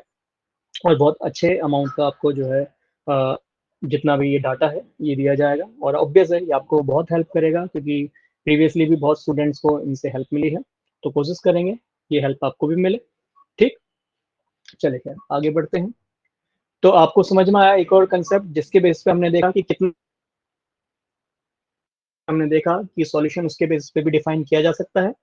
एक और तरीका देख लेते हैं हम, एक और कंसेप्ट देख लेते हैं कि कैसे हम सॉल्यूट और सॉल्वेंट को डिफाइन करते हैं। तो थर्ड पॉइंट इसको मैं डाल के लिख देता हूँ, ठीक है। On the basis of solvent, मैं इसको लेके चलता हूँ, on the basis of solvent, solvent के बेसिस पे बच्चों ऊपर तक कितना सॉल्यूट डिसॉल्व हो पाएगा, कितना सॉल्यूट डिसॉल्व हो पाएगा, इसमें कोई रटने वाली बात नहीं है बच्चों। पहला टाइप हमने पढ़ा फिजिकल स्टेट के बेसिस पे, ठीक है। सेकंड टाइप हमने पढ़ा कितना जो है अमाउंट ऑफ सॉल्यूट डिसॉल्व हो पा रहा है सॉल्वेंट पर एक पर्टिकुलर टेम्परेचर। थर्ड कि सॉल्वेंट कैसा है, सॉल्वेंट मतलब ज्यादा अमाउंट वाला लिया है वो कैसा है। अगर वो वाटर है बच्चों, अगर सॉल्वेंट मेरा वाटर है तो उसको हम कहेंगे एक्वस, याद है एक्वा, एक्वस। एक्वस मतलब होता है वाटर, दैट मीन ज्यादा अमाउंट। पानी एक यूनिवर्सल सॉल्वेंट है, अभी बताया था, ठीक। तो पानी यूनिवर्सल सॉल्वेंट है, तो बहुत सारे रिएक्शन के आगे AQ लिखा रहता है, दैट मीन्स उस चीज को AQ मतलब एक्वस वाटर में डिसॉल्व किया हुआ है। और दूसरा, अगर सॉल्वेंट आपका पानी नहीं है, पानी के अलावा कुछ भी है, नॉट वाटर, नॉट वाटर, है ना, नॉट वाटर, वाटर के अलावा कुछ भी है, कुछ भी है का मतलब आपने इथेनॉल को एज ए सॉल्वेंट ले लिया, इथेनॉल, है ना, C2H5OH, आपने अमोनिया को एज ए सॉल्वेंट ले लिया, NH3, है ना, आपने carbon dioxide as a solvent ले लिया, आपने SO2 एज ए सॉल्वेंट ले लिया, ठीक। तो ये सारे एग्जाम्पल बन जाएंगे अदर देन वाटर, और अदर देन वाटर है तो उसको हम कहेंगे नॉन एक्वस, नॉन एक्वस, इसको हम कहेंगे नॉन एक्वस, ठीक है, it is the non aqueous. एक मिनट दीजिएगा बस।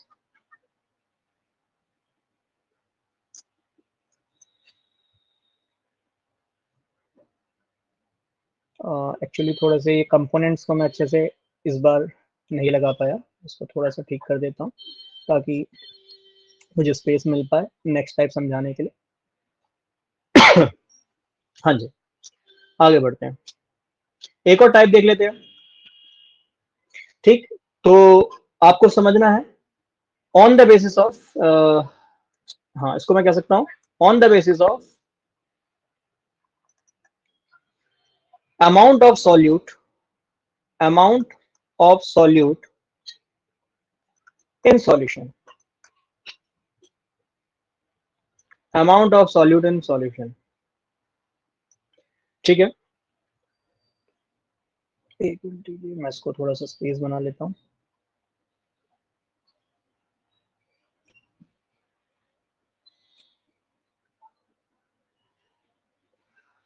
हाँ जी, amount of solute in solution, इसके बेस पे इसको समझने की कोशिश करते हैं। सॉल्यूट, बच्चों अगर अमाउंट ऑफ सॉल्यूट ज्यादा है, मतलब कम वाला अमाउंट उस सॉल्यूशन में ज्यादा कर दिया आपने, ज्यादा कैसे कर दिया, फॉर एग्जांपल आपके पास है कंसंट्रेटेड H2SO4। कंसंट्रेटेड H2SO4 का मतलब क्या होता है, पहली बात, H2SO4 एक एसिड है, और आपने पढ़ा एसिड वो होता है, आर्हेनियस का कंसेप्ट, एसिड वो होता है जो सॉल्यूशन में H+ देता है, और जो बच गया वो HSO4 माइनस, हमने पढ़ा था, याद कीजिए क्लास 11th में, ये हो गया इसका एसिड पार्ट, और ये जो बच्चों बच गया HSO4, ये हो गया इसका conjugate base part, conjugate base संयोजक क्षार, ये इसका अम्ल हो गया, एसिड हो गया, और इसका कंजुगेट बेस संयोजक क्षार हो गया। तो हमारे पास जो कंसंट्रेटेड H2SO4 है, कंसंट्रेटेड वर्ड इसलिए है क्योंकि यहाँ पे H+ हाइड्रोजन आयन की कंसंट्रेशन, या फिर याद होगा एसिड जब पानी में मिलता है तो हाइड्रोनियम आयन बनाता है H3O, इसकी कंसंट्रेशन यदि ज्यादा है तो ऐसी कंडीशन को हम बोलेंगे कंसंट्रेटेड, कॉन्क, कंसंट्रेटेड, कंसंट्रेटेड सांद्र बोलेंगे, है ना। और दूसरा, अगर मात्रा कम है, H+ की मात्रा कम होगी तो याद होगा डाइल्यूट, तो हमने पढ़ा है dilute H2SO4, dilute H2SO4, dilute HNO3, dilute HNO3, that means यहाँ पे हमारा जो सॉल्यूट है H+, है ना, H+। अच्छा पहली बात तो मुझे ये समझ में आनी चाहिए कि amount of solute in the solution, जब यहाँ पे सॉल्यूट इन सॉल्यूशन, तो यहाँ पे एक वर्ड और रह गया सॉल्वेंट। तो जब मैं एसिड की बात करता हूँ, कंसंट्रेट वाली बात करता हूँ, तो यहाँ पे सॉल्वेंट, सॉल्वेंट हमेशा यहाँ पे वाटर रहेगा, दैट मीन्स एसिड वो होगा जो पानी में आने के बाद H+ देगा या फिर हाइड्रोनियम आयन देगा, उसको हम एसिड कहते हैं। ऐसी बेस के लिए भी पढ़ा था, याद कीजिए आर्गेनियस का कंसेप्ट, बेस के लिए हमने पढ़ा था जो पानी में OH- देगा, है ना, OH- देगा, हाइड्रोक्साइड आयन देगा, उसको हम कहेंगे बेस। तो on the base of amount of solution, इसको हम और दूसरा है डाइल्यूट। कंसंट्रेट का मतलब उसमें अमाउंट ऑफ सॉल्यूट या H+ की कंसंट्रेशन ज्यादा होगी, और अगर डाइल्यूट की बात करूंगा तो अमाउंट ऑफ सॉल्यूट या फिर H+ कंसंट्रेशन कम होगी, ठीक है। तो आई थिंक आपको सॉल्यूशन का टाइप, जितने भी टाइप हैं ये आपको समझ में आए होंगे, है ना। चलिए इसी के बेसिस पे आपका ये एनसीईआरटी का क्वेश्चन है, define the term solution, define the term solution, how many example of the solution are formed, write briefly about each type with example. अब आप, मुझे लगता है ये क्वेश्चन का आंसर इजीली कर पाएंगे कि define the term solution, solution क्या होता है बच्चों, अब बताइए क्या होता है, होमोजेनियस मिक्सचर होता है, पढ़ा था, it is a homogeneous mixture, कैसा होता है, होमोजेनियस मिक्सचर होता है जो कि आपको यूनिफॉर्म दिखाई देगा। तो आप सॉल्यूशन को डिफाइन करना है। मान लीजिए क्वेश्चन 5 मार्क्स में, हालांकि ऐसे क्वेश्चन अब नहीं आते मान लीजिए 5 मार्क्स में, तो पहले मैं बताऊंगा सॉल्यूशन जो है होमोजेनियस मिक्सचर है 2 और मोर कंपोनेंट का। फिर उसके बाद मैंने जो प्रॉपर्टीज पढ़ी थी, क्या क्या प्रॉपर्टीज पढ़ी थी, पहली कि होमोजेनियस मिक्सचर है। सेकंड प्रॉपर्टी पढ़ी थी, याद कीजिए, कि जो उसके पार्टिकल का साइज है बहुत छोटा है, 10⁻⁹ है। दैट मीन्स ये नैनोमीटर के बराबर का साइज हो गया। इसके अलावा मैंने पढ़ा था जो पार्टिकल है वो लाइट को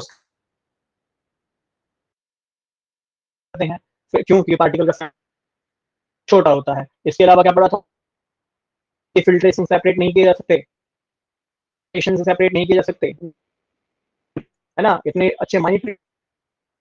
अभी आप शायद एग्जांपल करके देख लीजिएगा, लेमोनेड बनाएगा नींबू पानी, आप केवल नींबू के जो बीज हैं, उसका पल्प है, उसी को केवल सेपरेट कर पाएंगे, पर नींबू की खटास जो उसके अंदर है ना, चीनी जो आपने मिलाई है, वो उसको सेपरेट नहीं कर पाएंगे फिल्ट्रेशन से। ठीक, तो फिजिकल सेपरेशन फिल्ट्रेशन से आप नहीं कर सकते हैं। तो ये कुछ प्रॉपर्टीज पड़ी थी, ये भी आप डिफाइन कर दीजिएगा। ऑब्वियस है, एनसीईआरटी का एक्सरसाइज का 2.1 पैरा क्वेश्चन है। ठीक इसके अलावा कितने टाइप के सॉल्यूशन फॉर्म हो सकते हैं, तो देखो टाइप ऑफ सॉल्यूशन, आप मैं तो कहूंगा वो एनसीईआरटी वाला ही आप टाइप चाहे तो वहां पे डिफाइन कर दीजिएगा, बट मैंने उसके अलावा आपको 4 टाइप और समझाए। पहला टाइप तो हो गया फिजिकल वाला, याद है। फिर दूसरा टाइप हमने पढ़ा था कि भैया कितना अमाउंट सॉल्यूट का सॉल्वेंट में डिजोल्व हो पा रहा है एक पर्टिकुलर टेम्परेचर पे, उस बेसिस पे एक था सैचुरेटेड, याद कीजिए, और दूसरा था अनसैचुरेटेड, असंतृप्त। फिर थर्ड टाइप थर्ड टाइप क्या पढ़ा था, बोलो जल्दी से। हमने पढ़ा था on the basis of solvent, तो इसमें दो तरीके से पढ़ा था, एक पढ़ा था एक्वस और दूसरा पढ़ा था नॉन एक्वस, मतलब जो हमारा सॉल्वेंट है या तो वो पानी है या वो पानी नहीं है।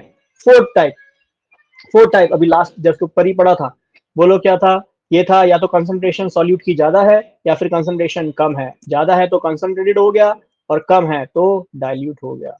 ये सारी टर्म्स मैंने पढ़ी थी, आई थिंक ये डिफाइन कर पाएंगे। फिर कह रहे right briefly about each type with an example, तो ऑब्वियस बात आप उसको डिफाइन कर सकते हैं, ऐसा मैं मान के चलता हूँ। तो आज होमवर्क में 2 क्वेश्चन हो गए। क्वेश्चन नंबर 1, पहला होमवर्क तो यही है, भैया एक कॉपी सी बनाए अच्छी सी, ठीक, उसमें अपने नोट्स बनाएं। नोट्स आप इसलिए बनाते हैं ताकि आपको वीडियो बार बार ना देखना पड़े, केवल कॉपी उसमें आपका रिवीजन हो जाए।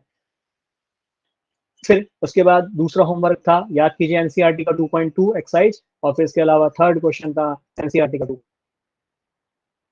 दिखा दीजिए। तो ये क्वेश्चन है, ठीक है, स्क्रीन रेस कर लेता हूँ एक बार में।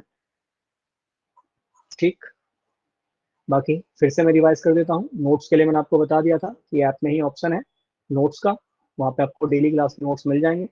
ठीक, कुछ रह जाएगा छूट जाएगा तो आप नोट से कंपाइल कर सकते हैं, अदरवाइज आपको क्वेश्चन बता दिए हैंड टू हैंड, आप उसे एनसीईआरटी से जो है कंप्लीट कर लीजिएगा। Concentration of the solution, just इस टॉपिक के बाद अगला टॉपिक आपकी बुक में यही, प्रेसिंग कंसंट्रेशन ऑफ सॉल्यूशन। तो क्लास का टाइम लगभग ओवर होने वाला है, तो उसमें एक बेसिक सा समझा देता हूँ आपको कि कंसंट्रेशन को कैसे कंसंट्रेशन किसी सॉल्यूशन की कंसंट्रेशन, कंसंट्रेशन का मतलब समझ में आ गया होगा, अमाउंट ऑफ सॉल्यूट, कितना अमाउंट ऑफ सॉल्यूट प्रेजेंट है, अमाउंट ऑफ सॉल्यूट प्रेजेंट है ना। अगर कम प्रेजेंट है तो डाइल्यूट, ज्यादा प्रेजेंट है तो इसलिए क्या अपने सब्जेक्ट करके रखिए बेस, अगर आपका तो ऑब्वियस बात है चैप्टर को पढ़ने में समस्या नहीं आने वाली है। Expressing the concentration of solution, चलिए देखते हैं इसको, एक्सप्रेस करते हैं कंसंट्रेशन ऑफ सॉल्यूशन को। उसमें जो बच्चों पहला टाइप में आपको पढ़ाऊंगा, थोड़ा सा इसको काम करूँ, इसे हम कहेंगे mass percentage. Mass percentage, NCERT में मास परसेंटेज दिया है, बट बिल्कुल भी अचंभे में ना आइएगा अगर मैं यहाँ लिख दूं वेट परसेंटेज, एक ही बात है। हालांकि मास और वेट में अंतर होता है, मुझे आप बताएंगे what is the difference between mass and weight, और जिन्होंने मुझे बताया उनको बहुत सारी शाबाशी कि मास और वेट के बीच में क्या अंतर होता है। ठीक है बच्चों, मास आप जानते हैं जनरली अमाउंट ऑफ सब्सटेंस पर डिपेंड करता है, जबकि वेट ग्रेविटी पर डिपेंड करता है, इसलिए W = mg, फिजिक्स में आपने फॉर्मूले पढ़े हैं, बाकी अंतर आप फिजिक्स में देख लीजिएगा। मास अमाउंट ऑफ सब्सटेंस पर डिपेंड करता है, वेट जो है ग्रेविटी पे डिपेंड करता है। ठीक है, चलिए खैर, मास परसेंटेज बच्चों, मास परसेंटेज कैसे निकाला जाता है, तो उसको निकालने के भी कुछ तरीके हैं। पहला तरीका मैं इसको कहूंगा वेट बाय वेट परसेंटेज, या फिर simply mass percentage. Weight by weight, weight है ना, वेट बाई लिखा हूँ, पर ऐसे नहीं लिखूंगा आपसे, W by W, W is a weight, तो वेट बाई वेट परसेंटेज है तो उसका आगे परसेंटेज का साइन लगा देता हूँ। तो मास परसेंटेज में पहला है वेट बाई वेट परसेंटेज। तो मैं चलिए वेट बाई वेट परसेंटेज निकालता हूँ, और ये कोई नई चीज नहीं है, क्लास 9th में आपने पढ़ा है, अभी देखेंगे क्लास 9th का क्वेश्चन लेके आया हूँ मैं यहाँ पे। तो वेट बाई वेट परसेंटेज, इसका क्या फॉर्मूला बनेगा, इसका फॉर्मूला बनेगा weight of solute, weight of solute, कितना वेट है सॉल्यूट, बोलो सॉल्यूट कम है या ज्यादा, कम है या ज्यादा, सॉल्यूट कैसा है, कम, फिर से वही दिमाग में लाना, तो कम है, ठीक है, मैं बार बार इस चीज को बता रहा हूँ, तो वेट ऑफ सॉल्यूट पर रखना है, ठीक है, वेट बाई वेट परसेंट बट्टे में क्या, वेट, वेट सॉल्यूशन, वेट, अच्छा मुझे जरा बताएं, मैं जब सॉल्यूट को सॉल्वेंट में ऐड कर रहा हूं तो ही तो मेरा सॉल्यूशन बन रहा है, तो चलिए मेरा मान लीजिए सॉल्यूट ग्राम है, मेरा 100 ग्राम है, समझ में आ रहा है, सॉल्यूट कम वाला सॉल्वेंट ज्यादा वाला 100 ग्राम, तो सॉल्यूशन कितने ग्राम का बनेगा, बोलो 105 ग्राम का। तो अगर यहाँ पे वेट ऑफ सॉल्यूशन दिया है तो क्या मैं वेट ऑफ सॉल्यूशन को सॉल्यूट प्लस सॉल्वेंट, बात है, तो यहाँ पे वेट दिया है, इसकी जगह पे मैं ऐसे weight of solute plus weight of solvent, weight of solute plus weight of, मैं इस कहानी को ऐसे भी लिख सकता हूँ, क्या होगा, what is the mass percentage, तो मास परसेंटेज क्या है, वेट ऑफ सॉल्यूट बटे वेट ऑफ सॉल्वेंट है। आज फर्स्ट क्लास है इसलिए मैं थोड़ा स्लो भी चल रहा हूँ, बट आप जो बच्चे मुझसे रेगुलर पढ़ रहे होंगे उनको पता है थोड़ी सी मेरी स्पीड ज्यादा है, ठीक, बट हाँ शुरू में जब मैं फर्स्ट टाइम टॉपिक पढ़ाता हूँ थोड़ा सा स्लो ही चल रहा हूँ, बट मैं ऑब्वियस फास्ट लेके चलता हूँ, ऑब्वियस बात है, इट इज जस्ट प्रैक्टिस, आपको भी ऐसी प्रैक्टिस करनी चाहिए ताकि आपको जो चीजें हैं ज्यादा लंबे समय तक रिवाइज हो। क्लास 9 का ही क्वेश्चन ना, ये रहा जस्ट नीचे ही इसके क्लास 9 का क्वेश्चन है, दैट मीन्स ये टर्म आप क्लास 9 में पढ़ चुके हैं, मैं कुछ ऐसा नया नहीं पढ़ा रहा, खास नहीं पढ़ा रहा, बट हाँ एनसीईआरटी में दिया है तो ये चीजें मुझे समझनी है यहाँ पे। तो ये solution contain 40 gram of common salt in 300 gram of water, तो थोड़ा सा अभी अगर दिमाग लगाएंगे क्वेश्चन का आंसर तुरंत हो जाना चाहिए, बाकी बच्चे ट्राई करेंगे, और जिनको नहीं समझ में आ रहा, मुझे पता है ये चीजें भी हमें कई बार समझ में नहीं आती है क्योंकि हम पढ़ाई से कोसों दूर होते हैं कई बार, तो ये चीजें भी हमें समझ में नहीं आती है, बट कोई बात नहीं, समझ लीजिए 40 ग्राम है, पहली बात दोनों का वजन ही देख लीजिए, 320 ग्राम, तो 40 ग्राम वाला कम है, ऑब्वियस बात है वजन कम है, और 320 वाला ज्यादा है, तो कम वाला क्या होगा, फिर से बोलो सॉल्यूट होगा, पहले तो यही पहचाना सॉल्यूट क्या है, फिर दूसरा 320 ग्राम वाला क्या होगा, सॉल्वेंट होगा, ज्यादा अमाउंट है, ज्यादा अमाउंट है। चलिए पहले तो वजन देख के पहचानो, नहीं वजन देख के भी चलो, जिनको समझ में आगे और समझने की कोशिश करो, कॉमन सॉल्ट है भैया, सॉल्ट है, सॉल्ट है, इसमें डिजोल्व कर रहा हूं मैं बच्चों, वाटर में डिजोल्व कर रहा हूँ, सोचिए क्या सॉल्ट इक्वल अमाउंट वाटर में डिजोल्व हो पाएगा, पड़ा था नहीं हो पाएगा, तो दैट मीन सॉल्ट हमेशा कैसे अमाउंट में होना चाहिए, कम अमाउंट में होना चाहिए, वाटर हमेशा कैसा अमाउंट में होना चाहिए, ज्यादा अमाउंट में होना चाहिए, है ना, तो ऐसे भी समझ में आता है कि भैया कौन है सॉल्यूट और कौन है सॉल्वेंट,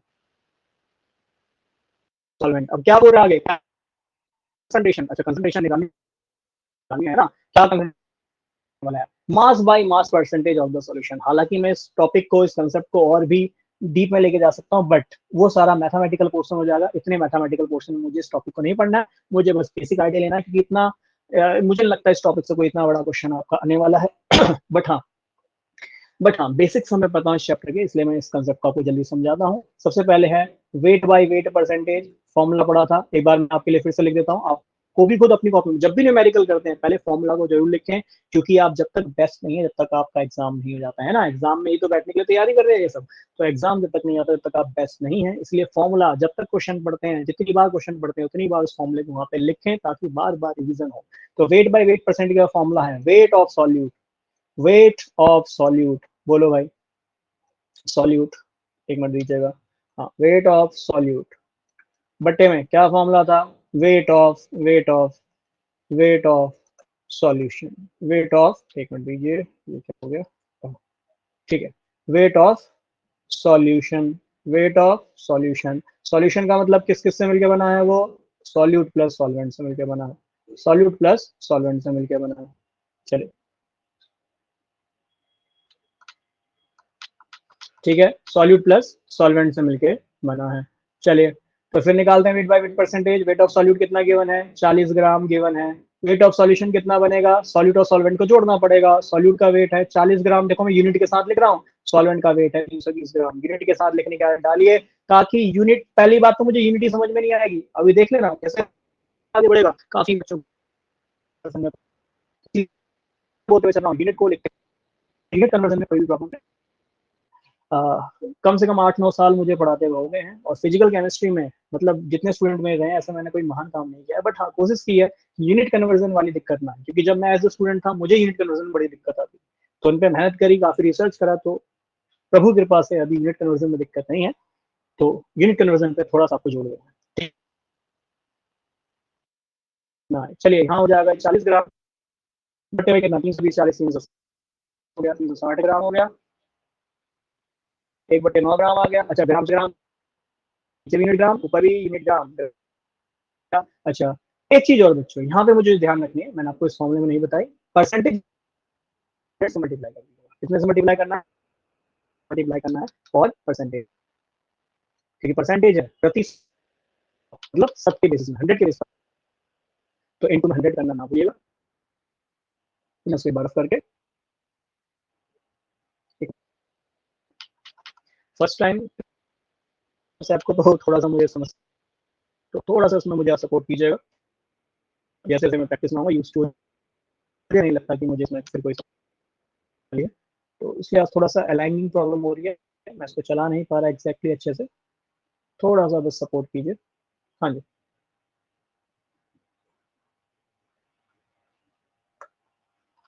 चलिए,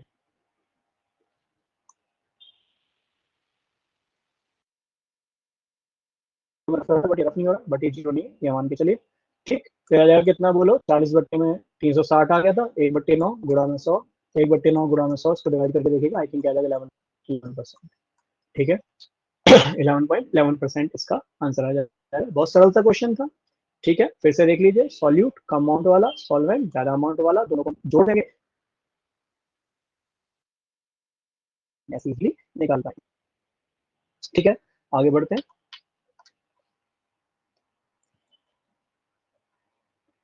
एक और, ये आपका क्लास 12th का ही इंटेक्स क्वेश्चन है, इंटेक्स क्वेश्चन जो आपको चैप्टर के बीच में दिए रहेंगे, उसी का ये स्क्रीनशॉट है।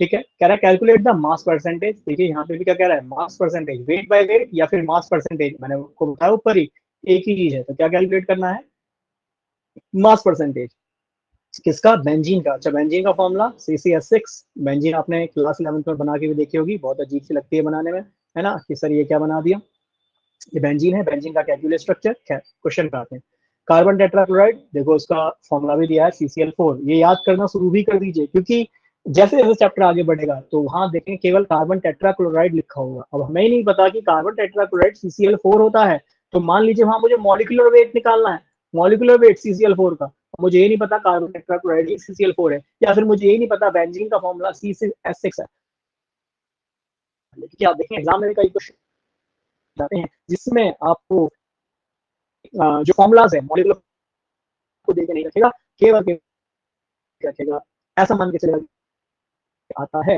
तो इस बेसिस ये चीजें अभी धीरे धीरे लर्न करनी शुरू करनी पड़ेंगी, है ना, मैं नहीं कह रहा रट लीजिए, कोशिश कीजिए कि क्वेश्चन में उनको दिमाग में लाने की कोशिश कीजिए कि हाँ बेंजीन CCl6 था, कार्बन टेट्राक्लोराइड, कार्बन है 4 क्लोरीन होंगे तो टेट्रा है, इसलिए कार्बन टेट्राक्लोराइड CCl4 है।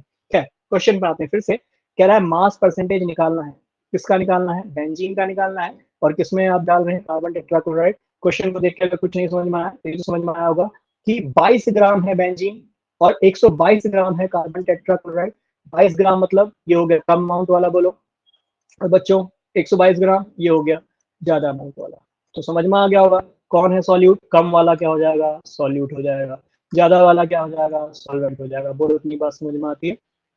क्वेश्चन को देख के बार बार यही बात पूछना है क्वेश्चन से कि भाई क्या पूछ रहा है, तो अगर उसने बता दिया मैं ये पूछ रहा हूँ या आपके समझ में आ गया ये पूछ रहा है, तो आपको सिंपली क्वेश्चन करने में कोई भी समस्या नहीं आने वाली है।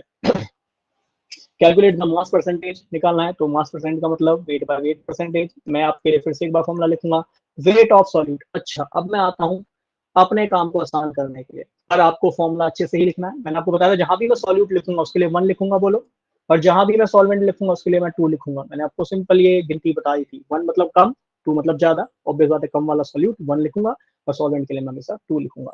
वेट बाय वेट परसेंटेज की बात कर रहा है, तो वेट बाय वेट परसेंटेज जल्दी से देखते हैं। वेट ऑफ सॉल्यूट हमने पढ़ा था अपॉन में वेट ऑफ सॉल्यूशन। सॉल्यूशन का मतलब क्या, सॉल्यूट प्लस सॉल्वेंट का वेट। अभी जस्ट ऊपर ही देखा था, नहीं समझ में आया कोई बात नहीं, मैं फॉर्मूला देखो यहाँ फिर से लिखता हूँ, यहाँ देखो weight by weight percentage. Weight by weight percentage क्या फॉर्मूला था, ये फॉर्मूला था weight of solute. Weight of solute मुझे पता समझ में आ गए हैं, बहुत इजी है, पर बच्चों उनको भी लेके चलना है जो थोड़े से इसमें वीक हैं और वो खुद को मजबूत करना चाहते हैं इस चैप्टर में, तो उनके लिए थोड़ा सा मैं यहाँ पे एफर्ट लगा रहा हूँ कि वेट ऑफ सॉल्यूट बट्टे में वेट ऑफ सॉल्यूशन। सॉल्यूशन में दोनों चीजें आती हैं, क्या आती हैं, weight of solute, weight of solute plus solvent, solute plus solvent. तो याद करो वेट है, वेट है, वेट के लिए मैं W1 लिखता हूँ, W लिखता हूँ, सॉल्यूट है तो उसके लिए 1 लिखता हूँ, वेट ऑफ सॉल्यूट है तो उसके लिए मैं W1 लिख देता हूँ, सॉल्वेंट के लिए क्या फॉर्मूला क्या बन गया, W1 अपॉन में W1 प्लस W2, है ना, W1 अपॉन में W1 प्लस W2 इसमें दीजिएगा। हाँ ठीक है, इनटू में कितना बच्चों, इनटू में 100। अब आप इसको कर ही लेंगे, यहाँ पे W1 वेट ऑफ सॉल्यूट कम वाला कितना दिया है, 22 ग्राम दिया है। वेट ऑफ सॉल्यूशन बोलो भाई कितना, 22 ग्राम प्लस 122 ग्राम, ठीक है, 22 ग्राम गुणा में प्लस 122 ग्राम, ठीक, इनटू में कितना 100। तो इसको सॉल्व कर लीजिएगा, 22 बट्टे में कितना, 22 प्लस 122 आई थिंक 144 आएगा, गुणा में 100। सॉल्व कर लीजिएगा तो भी आंसर आएगा, परसेंटेज में आएगा। आप उसको निकाल के मुझे अपना होमवर्क सेंड भी करेंगे, ठीक है। अच्छा अब क्वेश्चन ये राइज होता है, हम 1-to-1 इंटरेक्शन की बात कर रहे हैं बच्चों, तो कैसे आप अपना होमवर्क मुझे शेयर करेंगे, तो मैं आपको बता देता हूँ। या तो आप इसे मुझे ogccam.com या ogc@gmail.com, नॉट cam.com, ये gmail.com है, जीमेल आईडी दे रहा हूँ, इस पे आप मुझे जो है अपना होमवर्क सेंड कर सकते हैं, ठीक। व्हाट्सएप में कम चलाता हूँ, बट अगर आप व्हाट्सएप करना चाहें तो आप मुझे व्हाट्सएप भी कर सकते हैं, कोई दिक्कत नहीं है। या फिर सबसे बेस्ट है, इतने सारे ऐप पे क्यों जाना है, टीच मिनट पे ही आप आएंगे, ठीक है।